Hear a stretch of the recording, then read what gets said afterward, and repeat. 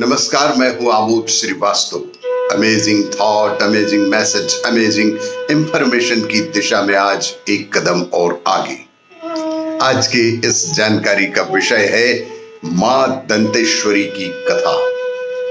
आपको ये मेरा वीडियो अच्छा लगे तो लाइक करें, शेयर करें और लाल बटन दबाकर सब्सक्राइब अवश्य करें। साथ ही बेल आइकन दबाना बिल्कुल ना भूलें। आज के इस चिंतन का विषय मां दंतेश्वरी की कथा। छत्तीसगढ़ के बस्तर क्षेत्र की हसीन वादियों में स्थित है दंतेवाड़ा का प्रसिद्ध दंतेश्वरी मंदिर। देवी पुराण में शक्ति पीठों की संख्या 51 बताई गई है, जबकि तंत्र चूड़ामणि में 52 शक्तिपीठ बताए गए हैं, जबकि कई अन्य ग्रंथों में यह संख्या 108 तक बताई गई है। दंतेवाड़ा को हालांकि देवी पुराण के 51 शक्तिपीठों में शामिल नहीं किया गया है, लेकिन इसे देवी का 52वां शक्तिपीठ भी माना जाता है।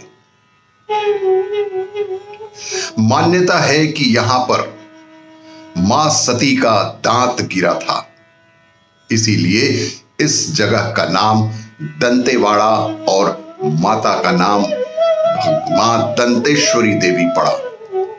51 शक्तिपीठों की जानकारी और शक्तिपीठों के निर्माण की कहानी आप हमारे पिछले अंक में देख चुके हैं। लेख में आज प्रस्तुत है 51 शक्तिपीठ में पढ़े उसके सार को। दंतेश्वरी मंदिर शंखिनी और डंकनी नदियों के संगम पर स्थित है। मां दंतेश्वरी देवी को बस्तर क्षेत्र की कुल देवी का दर्जा भी प्राप्त है। इस मंदिर की एक खासियत यह है कि माता के दर्शन करने के लिए आपको लुंगी या धोती पहनकर ही मंदिर में प्रवेश करना होगा। मंदिर में सिले हुए वस्त्र पहनकर जाने की सख्त मनाही है।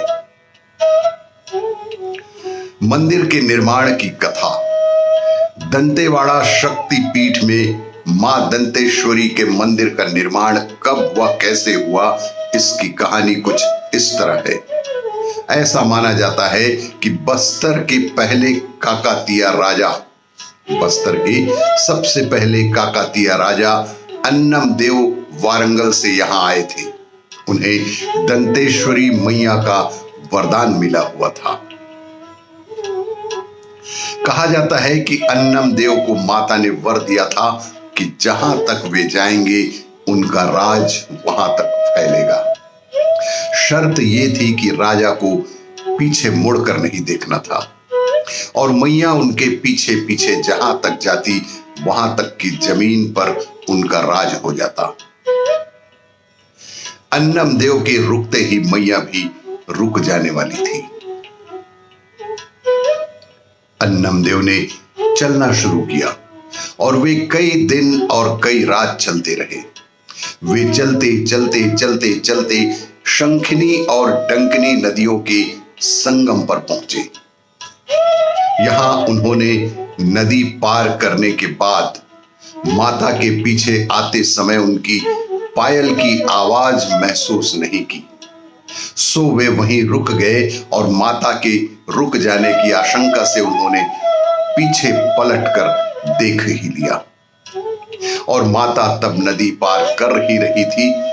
राजा के रुकते ही मैया भी रुक गई और उन्होंने आगे जाने से इनकार कर दिया।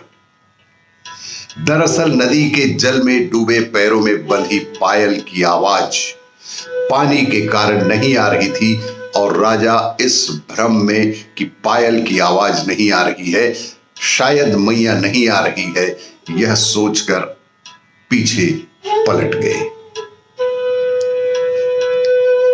वचन के अनुसार मैया के लिए राजा ने शंखनी डंकनी नदी के संगम पर एक सुंदर घर यानी मंदिर बनवा दिया।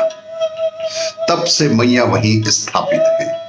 दंतेश्वरी मंदिर के पास ही शंखनी और डंकनी नदी के संगम पर मां दंतेश्वरी के चरणों के चिन्ह भी मौजूद है और यहाँ सच्चे मन से की गई सारी मनोकामनाएं अवश्य ही पूर्ण होती हैं। आपको ये मेरा वीडियो अच्छा लगे तो लाइक करें, शेयर करें और सब्सक्राइब अवश्य करें। धन्यवाद।